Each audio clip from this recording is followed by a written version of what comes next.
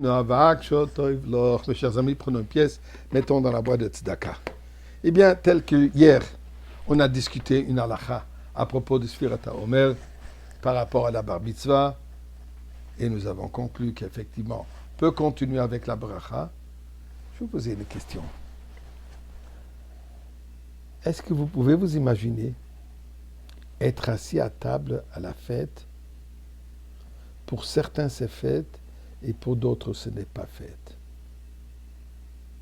Oui, je suis sûr que vous allez tout de suite répondre. C'est simple. Si quelqu'un d'Israël visite Pessah, par exemple, à Montréal, ou n'importe où dans le monde, en Eretz Israël, on ne fait qu'un Seder, une journée de fête, premier jour. Hors d'Eretz Israël, on fait deux. Donc, si quelqu'un qui est d'Israël de passage hors d'Eretz Israël, il continue à pratiquer tel qu'il se fait en Eretz Israël, donc il va faire qu'un Seder. D'ailleurs, il y a des années, mon père, Alav Shalom, nous a visités pour Pessah. Alors, par respect, il a participé au Seder, mais il n'a pas fait les brachot. Il n'a pas fait la bracha sur le maror. Il n'a pas fait la bracha, il a fait une bracha sur le vin, mais pas plus. Pas sur les 4 verres. Pourquoi? Puisque pour lui, c'était pas fête. Ou alors, vous allez dire l'inverse, en Eretz Israël, si quelqu'un de Chutz La'aretz vient en Eretz Israël, il va faire 2 jours de Seder, 2 jours de Pessah. Alors pour lui, c'est fête, et pour les autres, ce n'est pas fête. Mais ce n'est pas à ça ce que je fais allusion.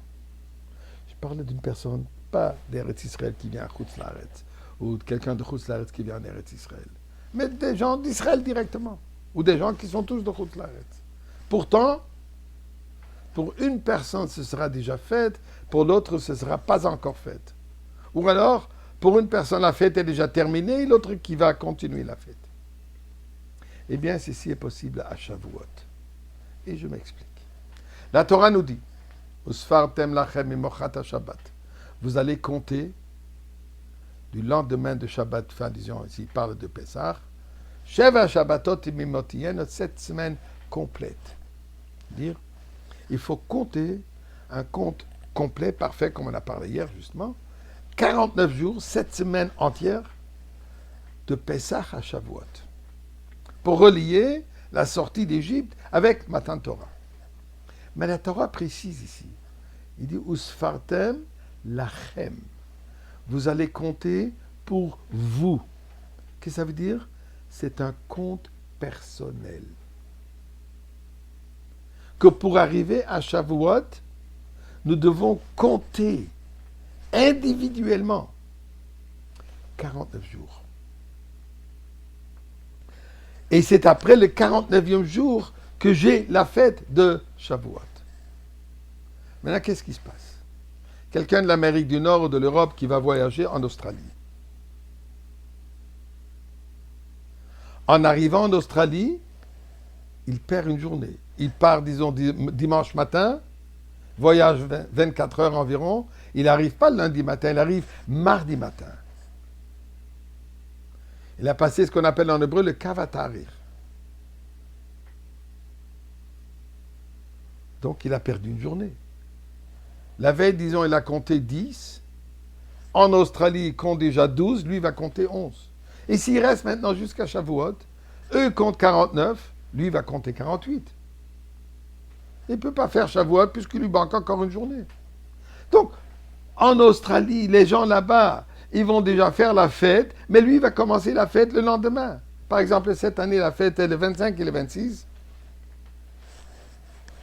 Je m'excuse. Le 26 et le 27, vendredi le 26, lui, pour lui, il ne va pas commencer la fête le 26, il va commencer le 27. Pourquoi? Parce que c'est ça son 49e jour. Et la même chose l'inverse. Quelqu'un d'Australie qui va arriver ici, il est parti dimanche et il arrive dimanche.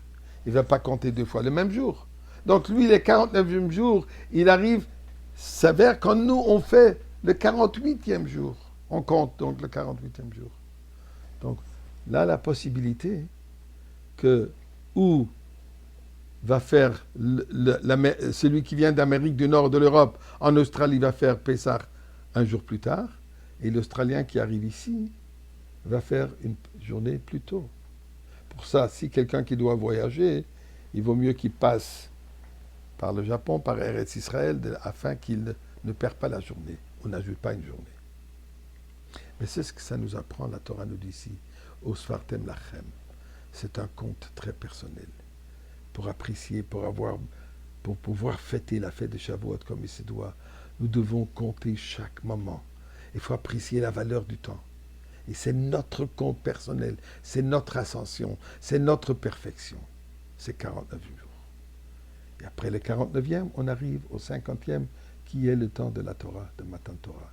Eh bien, Kadosh Baruch Hu, donne-nous la Torah, donne-nous le Beit HaMikdash avant le 50e jour, aujourd'hui même.